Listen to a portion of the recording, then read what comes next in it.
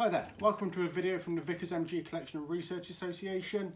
This is an exclusive video we're putting together for the backers on the Kickstarter project for the Vickers machine gun Pride of the MGs, because in this video I'm going to link back some of my learning over the last 25 years and how the Grand Old Lady of No Man's Land, the previous edition of the book by Dov Goldsmith, how that influenced and informed me. So the two guns that I've got in front of me are a little bit special in that regard because they are commercial Vickers. They're Vickers machine guns that Vickers Armstrongs, as it happens, both of them, or Vickers Limited or Vickers Sons of Maxim, whoever they were selling around the world. They weren't just supplying British and Commonwealth forces, they were selling to everybody. And from what I understand, these are commercial guns are much more common in the United States because you received a lot more of those surplus sales over the years. Whereas in the UK, the bulk of our guns, whether they be deactivated or live, are from the Australian stocks that were released in the 90s. So we've got relatively few. There are some around, but relatively few of the commercial guns. So quite pleased to have two of these in the collection, and yeah, they're two quite different. And using the Grand Old Lady of No Man's Land, as I talked about, I was able to identify these when we first got them, which is around 2007. So I'll just give you a quick overview of what they are, and then I'll show you through and point out some of the differences on there. So the earliest gun we've got here is 79696. Now, by looking it up in the book and tediously searching for the number, realised that this is one of only two guns sent in 1921 to the Netherlands East Indies. So it's actually one of the first two guns, 79695 and 79696, which is this gun, shipped in 6.5 by 54R. Class C, so that's the commercial classification of the Vickers, the Class C gun set in 6.5 by 54R. You'll see when we look at the gun more closely, it's not that anymore, and I've got some thinking behind that, and possibly linked to the source of the gun originally. Then the other gun, and flick back and go back to my memory. And if you've watched my previous videos on the influence of the Grand Old Lady, you'll realise that these post-it notes indicate where I've provided some update to the book, so hopefully some new information for you in there. So 84669, if I remember rightly, yeah, 84669. Now that went to Chile and was provided in 7mm, and that's still in 7mm. But it was the last gun. So it says in here, Chile also obtained one Class C watercooled gun, blah, blah, blah, with a Mark J tripod for trials in 1921. 10 more Class C guns, SNs 84611 to 84615, and 84665 to 84669, this very one. And one Mark L tripod were shipped in 1928 and 1929 for trials as well. So the last of the trials guns of the Class Cs that they received. They received one more Class A land service gun in 1930.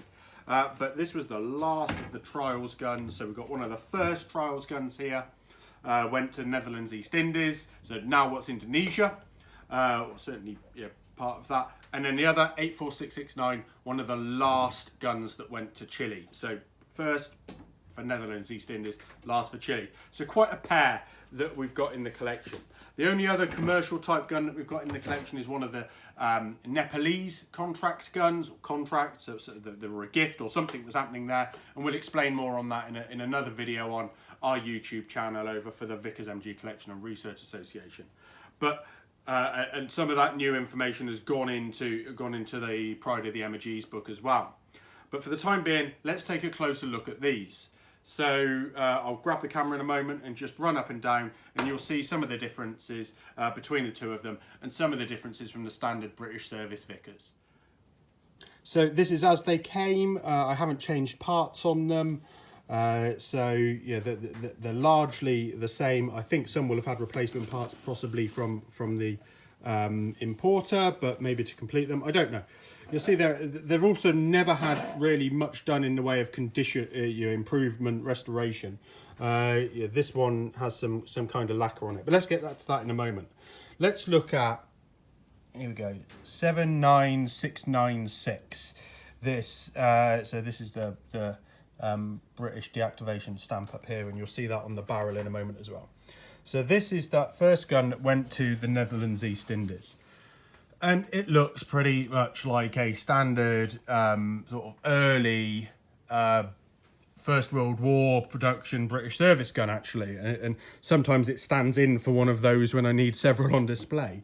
But as a quick look inside, you know, it's quite a late production. There's very little milling on any of the parts. It's quite one of the heavier guns. So if you want to see about all the milling, look at our L series video. But we've got parts all marked up: VSM, Vickers, Sons and Maxim. So remember, this is a 1921 production gun. They weren't marking things up too differently at that point. We've got an MA made in Australia, 1941 lock in here, possibly a replacement part there. We've got some random numbers up here, 2473, which is sometimes a serial number in there, but obviously from a different gun in this case. Other than that, you know, pretty standard. It's got the later type check lever on there as well. We've got the slightly stuck. Needs a spring or something replaced in there on the tangent sight, and it's got a 303 tangent sight slide.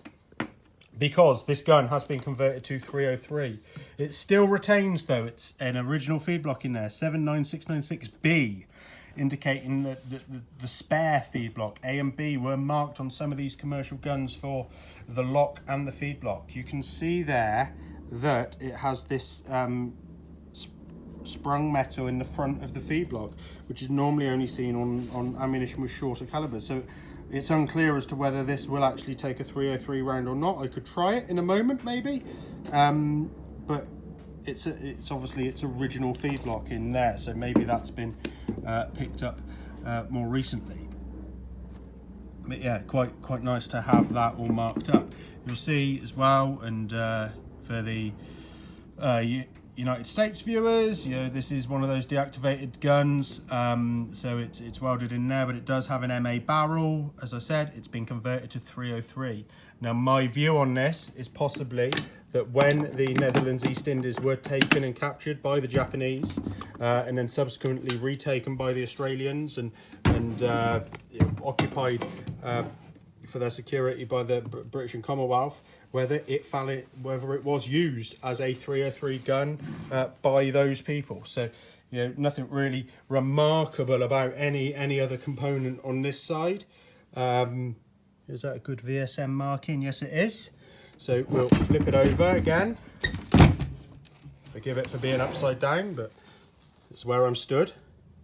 You can see that there's very little lightning or anything that's taken place, but it does have quite a nice finish. So it does have sort of one of these commercial, what I would say is commercial finish, or certainly nice production gun finish.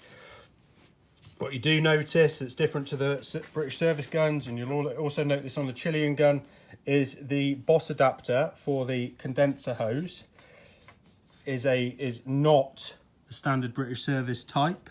Remember, yeah, these do unscrew. Some people have asked me about this before.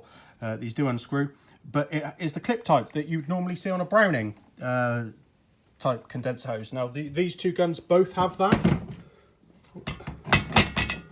Oh, this one's been taken off, but that's what it came with. It had one of these, and so does our Nepalese gun. So yeah, these Browning type clip hoses are what would have been used and probably supplied. So hopefully you can go to our website and download the Class C manuals that, thanks to some Patreon support, we're able to put on as high resolutions as well, and you'll see that the Class C handbooks for these guns show the spares and accessories that were supplied, and that includes this Browning, or I'll call a Browning type hose.